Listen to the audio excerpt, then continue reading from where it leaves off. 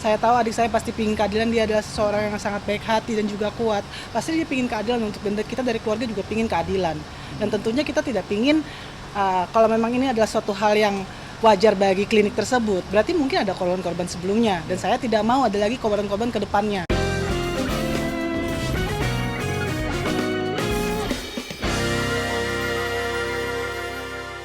Masih bersama kami di Konspirasi Prabu, pemirsa. KPK tetapkan tersangka baru terkait kasus suap proyek Bandung Smart City yang menjerat Wali Kota Bandung nonaktif Yana Mulyana. Tersangka Direktur Komersial PT Manggaling Rizky Karyatama atau Marktel berinisial BS.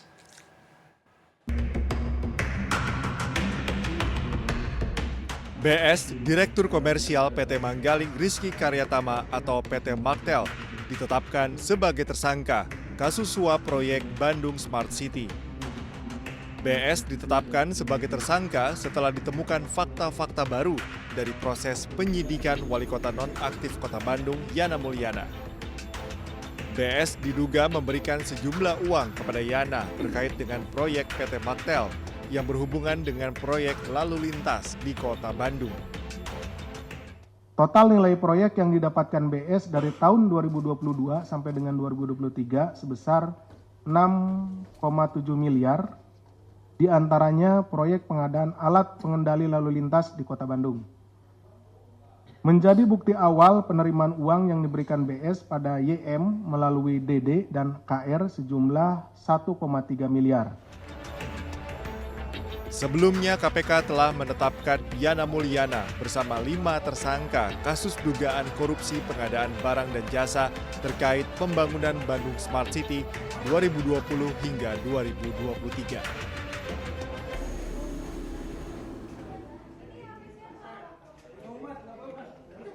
Heboh nih pemirsa, anggota DPRD Batam Sahrul ketahuan bermain game slot saat rapat paripurna di gedung DPRD Kota Batam. Namun dalam pengakuannya Sahrul hanya bermain game Candy Crush. Ini kayaknya pernah dengar ya kasus serupa.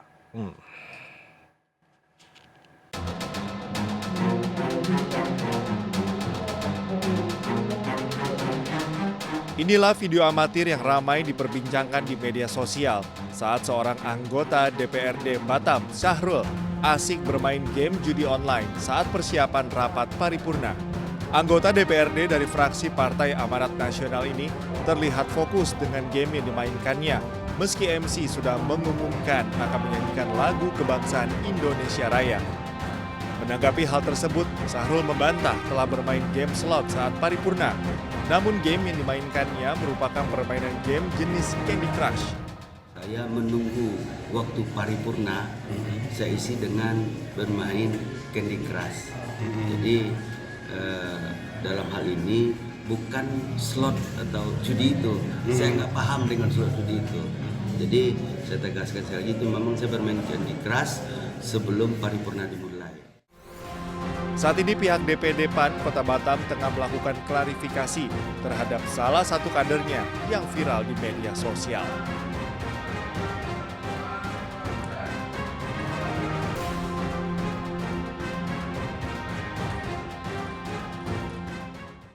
Ya pemirsa, baru-baru ini jagat maya dihebohkan dengan informasi mengenai artis Nani Darham yang meninggal dunia setelah menjalani operasi sedot lemak di sebuah klinik di Jakarta Selatan. Merasa ada yang janggal dengan kematiannya, pihak keluarga Nani Darham pun melaporkan tim dokter ke polisi atas dugaan malpraktik.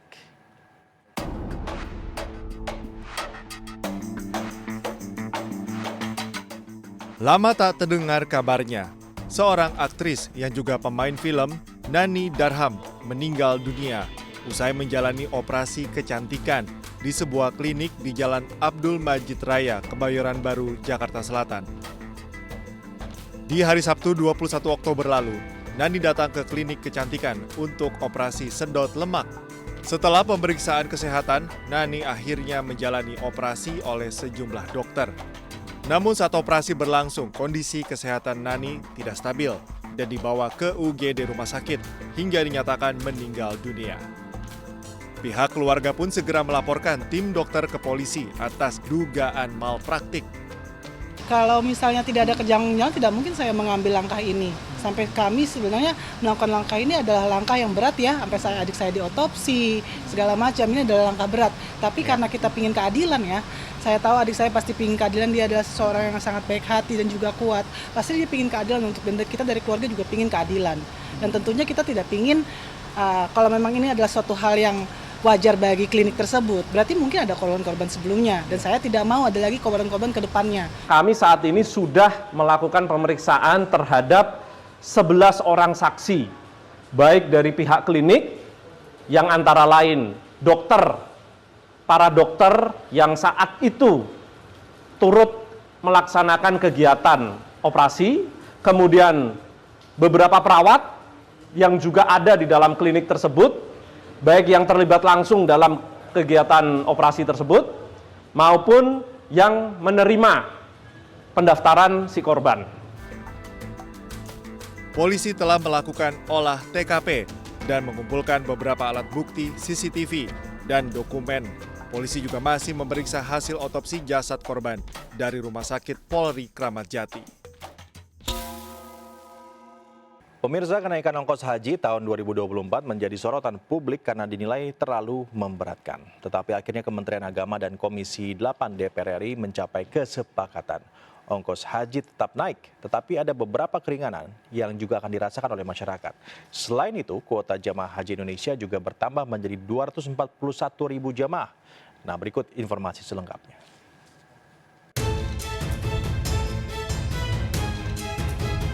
Panitia Kerja Biaya Penyelenggaraan Ibadah Haji atau BPIH 2024 menyepakati biaya perjalanan ibadah haji atau BIPIH 2024 sebesar Rp56,046 juta per jamaah. BIPIH merupakan ongkos yang harus dibayarkan oleh jamaah haji. Jumlah BIPIH sama dengan 60% dari total BPIH yang telah ditetapkan sebelumnya oleh Panja, yakni Rp93,4 juta. Sementara 40% BPIH sisanya akan diberikan melalui nilai manfaat yang dikelola oleh Badan Pengelola Keuangan Haji. Jumlah biaya haji yang ditanggung nilai manfaatnya sebanyak Rp37,3 juta.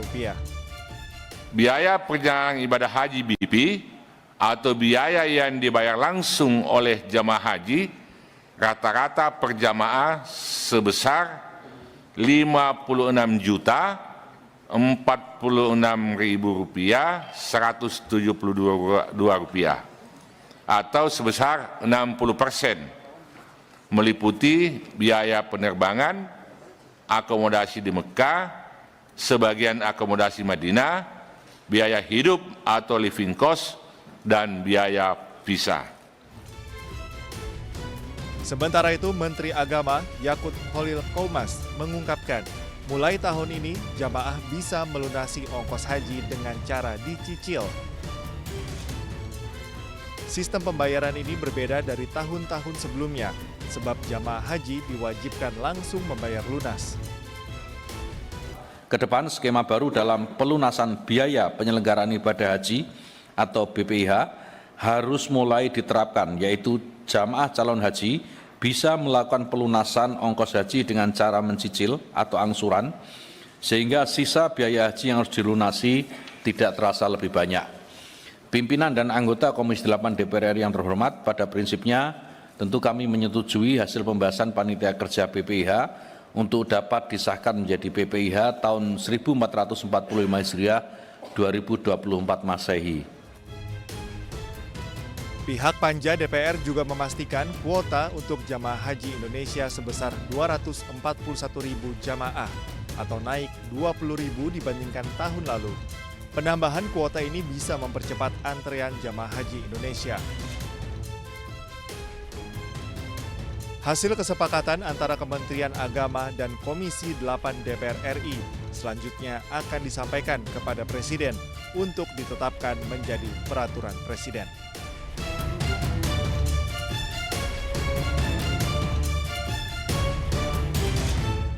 Demikian konspirasi Prabu hari ini. Saya Prabu Revolusi, pamit undur diri. Sampai jumpa.